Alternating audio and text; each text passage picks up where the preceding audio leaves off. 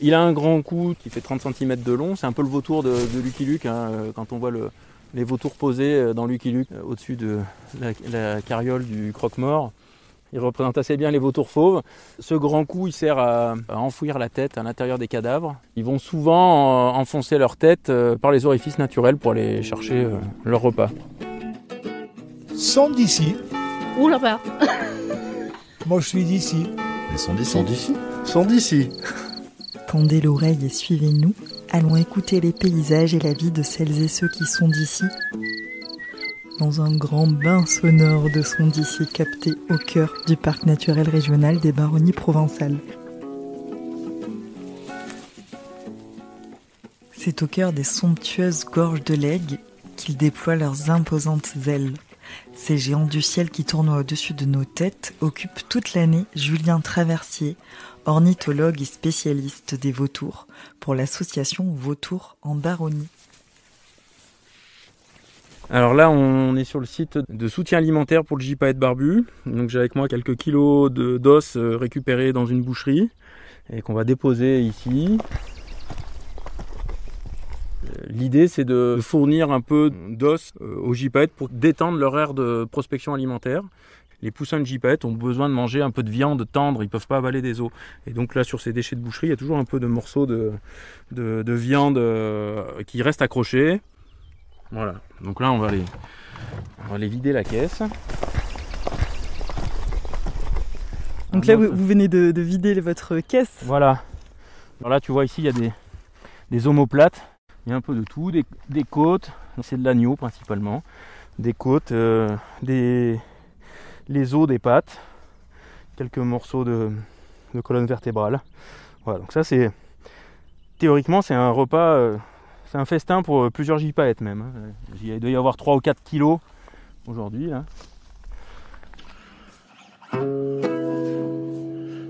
Le gypaète, il se nourrit que d'os quasiment.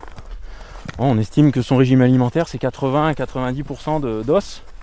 Donc plutôt des os longs qu'il peut avaler d'un coup, comme des tibias de brebis. Parfois les os trop grands, il est capable de les transporter dans ses pattes et de les lâcher sur des zones rocheuses. Et l'os en tombant se casse un morceau et donc ça facilite son ingestion. Notre protocole de suivi de ces placettes veut qu'on se poste pendant au moins 1 heure un peu à distance et on attend de voir si les gypaètes viennent. Après, heureusement pour eux, ils viennent pas forcément dans l'heure qui suit, quoi, mais ils font un peu comme ils veulent. Mais nous, on suit ce protocole pour voir un peu la fréquentation tout de suite après le dépôt. Voilà, donc là, on va laisser le site tranquille. On commence à voir des vautours au-dessus. Il y a les vautours fauves qui tournent parce que les vautours fauves, ils voient des déchets comme ça, sanguinolents, il y a un peu de viande, ça les attire, même s'il n'y a pas grand-chose à manger pour eux. Donc il y a de grandes chances pour qu'il y en ait quelques-uns qui viennent se poser. Et après, ils n'auront pas grand-chose à manger, ils vont sûrement pas rester longtemps. Mais par contre, le manège des vautours fauves au-dessus de nous, quelques dizaines d'individus, ça peut avertir s'il y a un gypaète qui est à 3-4 km, il va se dire mais il y a sûrement quelque chose à manger dans cette direction et il va venir.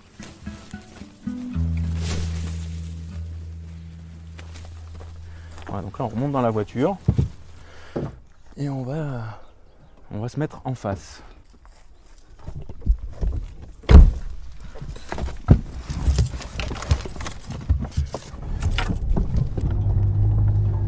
Ouais, ils sont super nombreux là. Ils sont assez nombreux, il y a des fois ils peuvent être plus nombreux que ça. Là il y a quelques dizaines d'oiseaux. Mais on arrive déjà, il est un peu tard dans la matinée, il est un peu plus de 10 heures, il y avait du vent en altitude ce matin, on voyait, ce matin dès 8 heures du matin, il y avait des vautours qui étaient déjà en vol assez haut. Forcément, si les conditions de vol sont bonnes très tôt le matin, il y a des individus qui partent loin en prospection alimentaire, ce qui fait qu'à cette heure-là, il y en a un peu moins, quoi. On voit moins d'individus.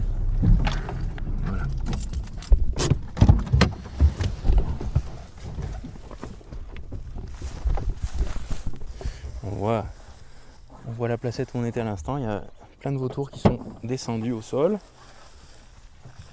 Voilà, tu vois, je vais mettre la longue vue, tu vas bien voir. Oh, c'est incroyable. Ils vont vite déchanter, hein, vu le peu de viande qu'il y a à manger. Alors les vautours moines, ils sont capables de... On suppose qu'ils avalent l'os, qu'ils digèrent la viande qui est autour, et ils le recrachent l'os, ils ne le digèrent pas. Oui, il y en a probablement 40 ou 50. Hein. On entend leurs cris.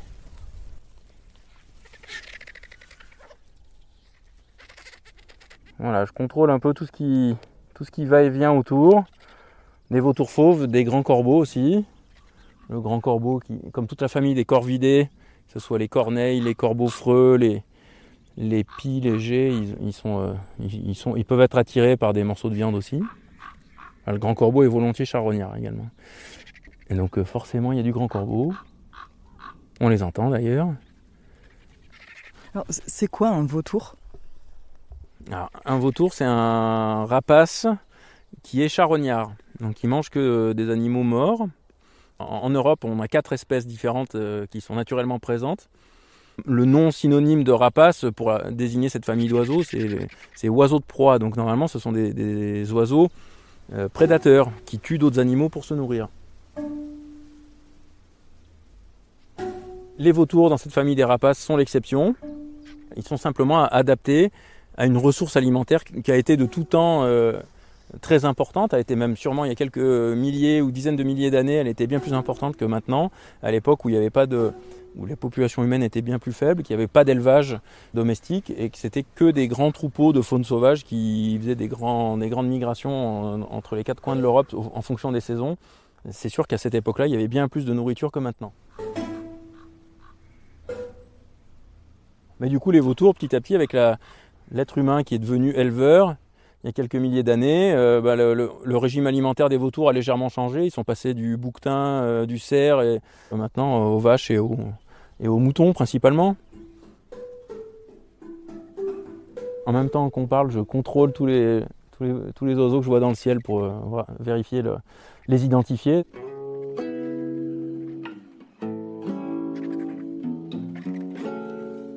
Je vois, il y a un vautour fauve et il y a 2 vautours moines au-dessus.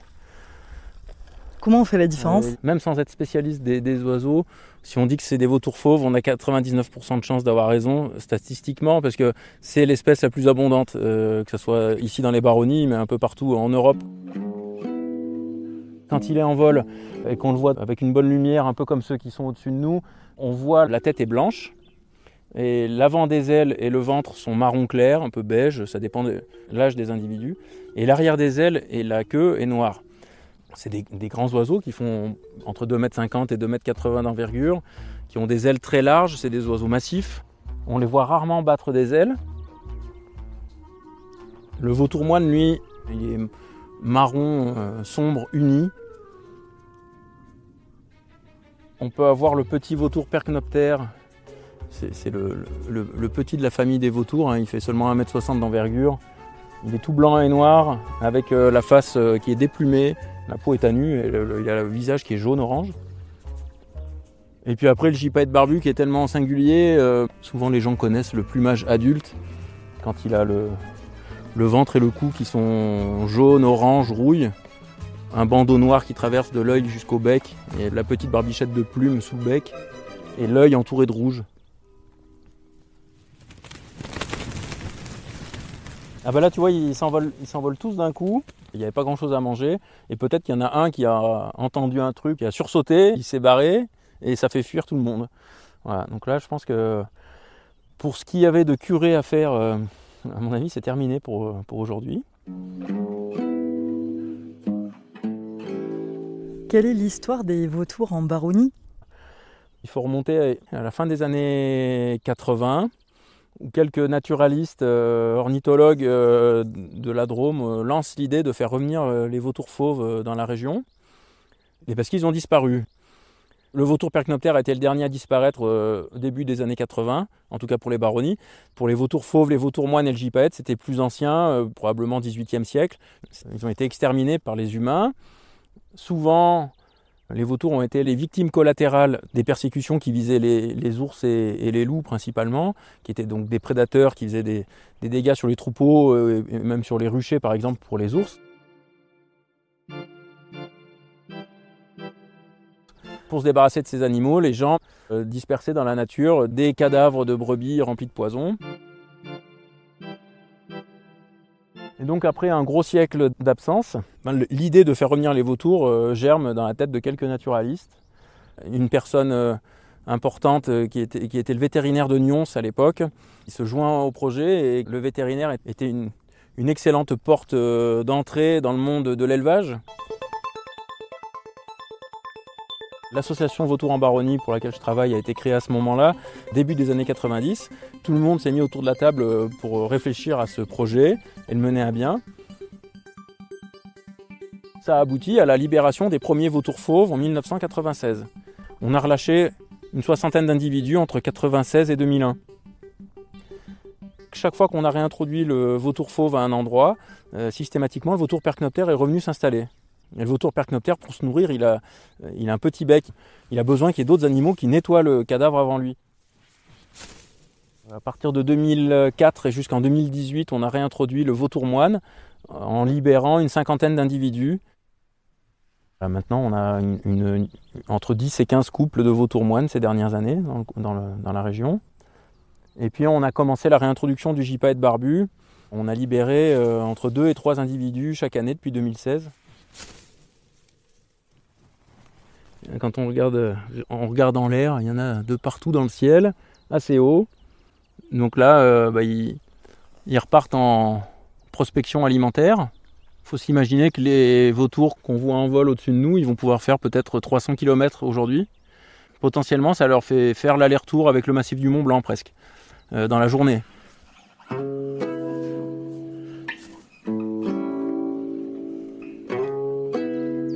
On a certains individus qui ont une balise GPS sur le dos, qui nous permettent de connaître leur déplacement précisément. Par exemple, on a un vautour moine qui se reproduit dans l'ouest des Baronnies. En ce moment, il fait l'aller-retour avec l'Oisan ou la vallée de la Maurienne tous les 2 ou 3 jours. Donc il a un poussin dans son nid. Ce week-end, vendredi, il a fait l'aller-retour dans la journée avec le massif des Sept Lots. Il a dû trouver tout de suite en arrivant une carcasse de bouquetin. Il a mangé. Donc ils avalent la nourriture, les vautours fauves et les vautours moines. La nourriture va dans le jabot, donc c'est une poche de stockage. Ils reviennent au nid et ils régurgitent cette nourriture pour les jeunes. Oui, ce sont des grands voyageurs. Comment ils vivent les vautours ? Alors, les connaissances continuent de progresser. Là, actuellement, les dernières données qu'on a pour les vautours fauves français, en tout cas, ils commencent à mourir à partir de 28 ans.